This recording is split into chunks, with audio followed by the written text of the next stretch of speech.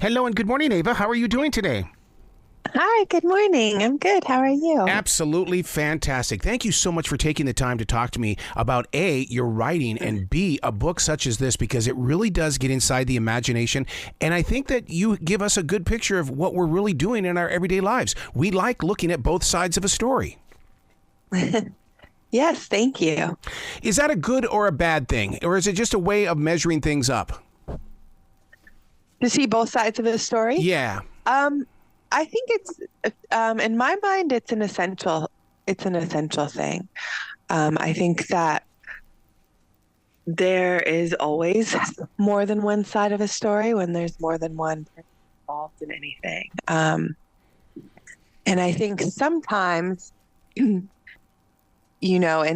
our current culture, we have less opportunities to see things from perspectives outside of our own, which I think is, I just think it's really important, as passionately as we might feel, and I do as much as anybody else, about something that we believe in. I think it's really important that we don't flatten the people on the other side, Yeah. or, dehumanize them in a way. I think it's important that we're still able to empathize with perspectives that are different than their own, even when we don't share them. I think that's one of the reasons why I like to do research, because I like to look at all sides and then come up with my own Yes. adjustment in thinking.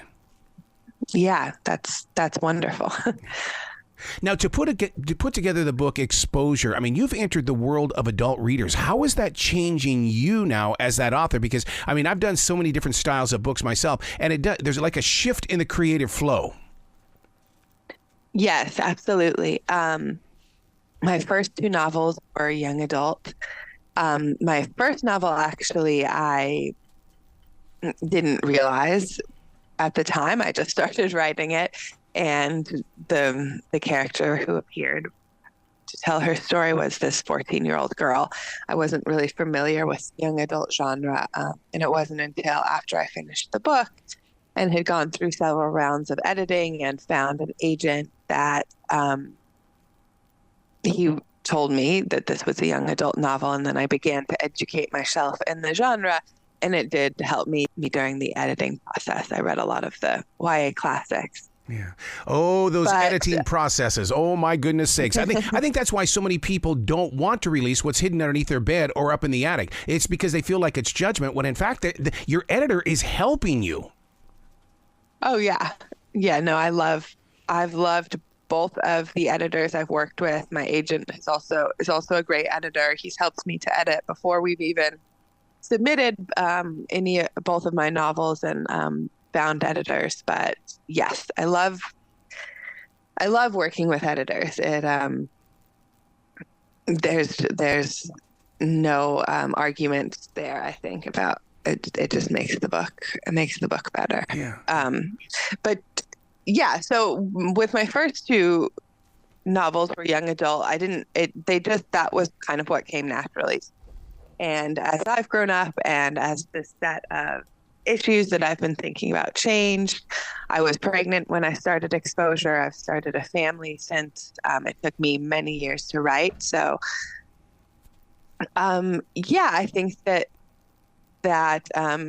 it felt natural to me, I guess, to begin to write for an adult audience at this stage in my life. Yeah. When you say that it took a long time to write it, is it because it came to you in pieces, parts? Because there are many, even songwriters will tell you that. Okay, I got this guitar riff today. I may get to it in 5 years. Yeah, that's interesting. Somewhat. I think, partly it was practical. Like I said, I was pregnant with my first child when I started the book.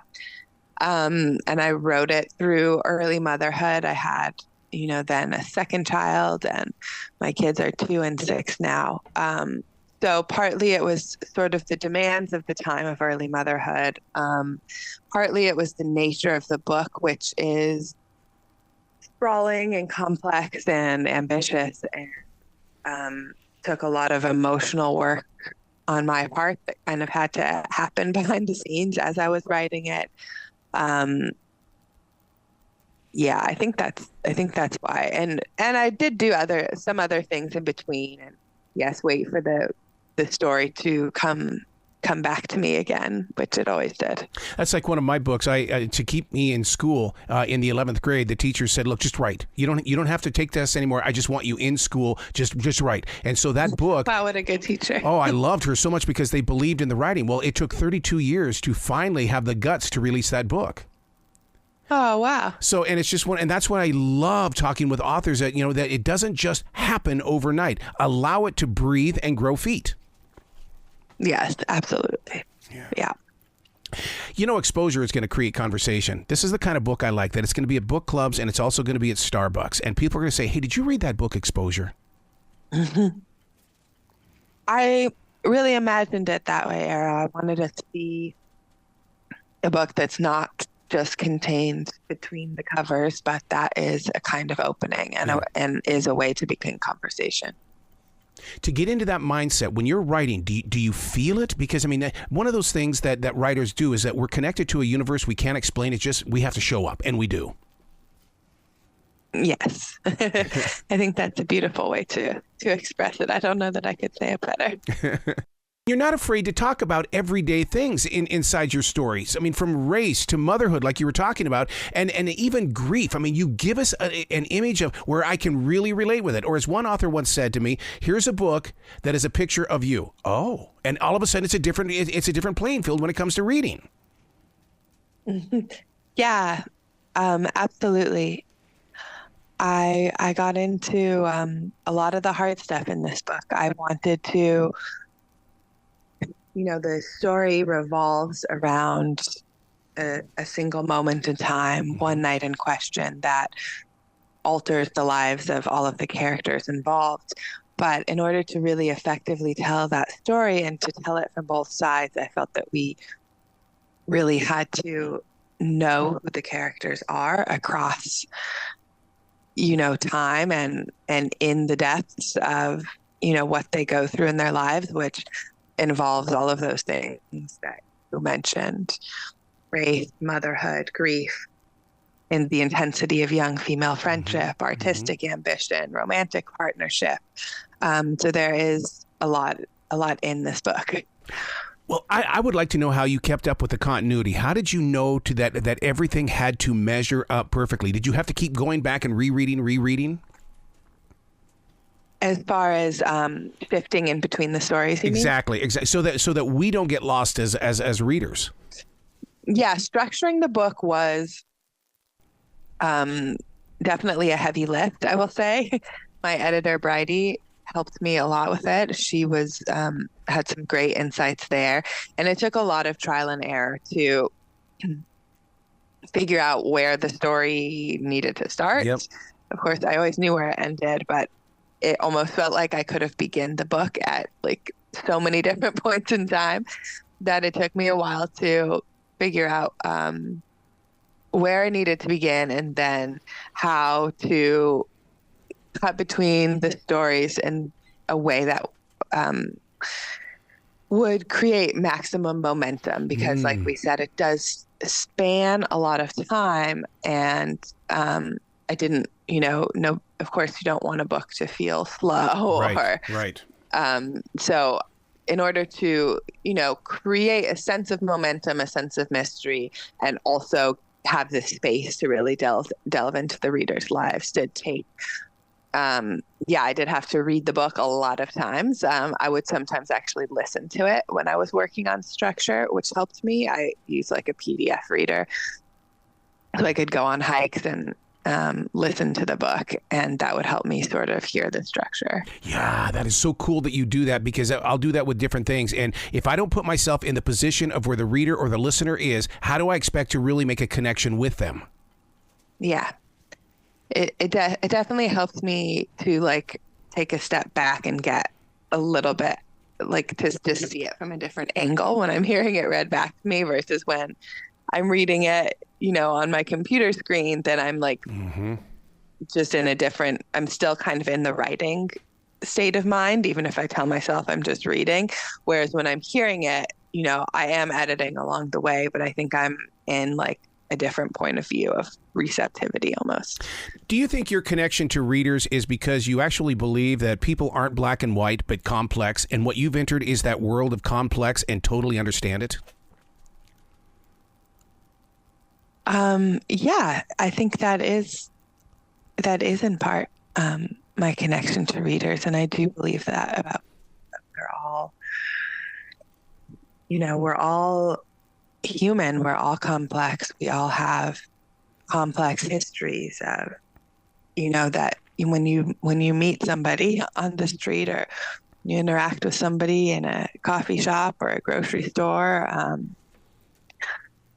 or on social media, like I think I try to remember, I don't always, I'm not perfect either, but I try to remember that person has like a whole constellation of history, and I don't know what else happened to them in their day, in their month, their year. I don't know who they might have lost in their lives. I don't know if they just said goodbye to a kid who's going to college, and I don't know, the deep family histories that they've come from, which also affect who we are. Wow. One of the greatest feelings that I had over the past couple of weeks was while I was sitting there writing, my wife would, I'd look over at her and she had this book in her hands. And I just kept going, I kept going, please tell me what you're getting out of this, because I have to understand if I got the same thing that you did. And it's just, I just wish more husbands and wives read the same books so they could have that conversation.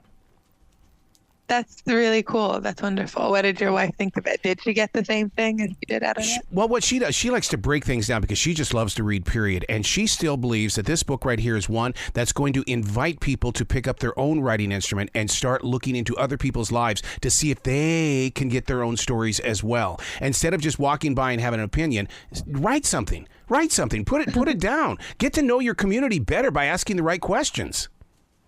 I love that. That's wonderful. Where can people go to find out more about you and everything that you've written, especially when it comes to love letters from the dead? My God.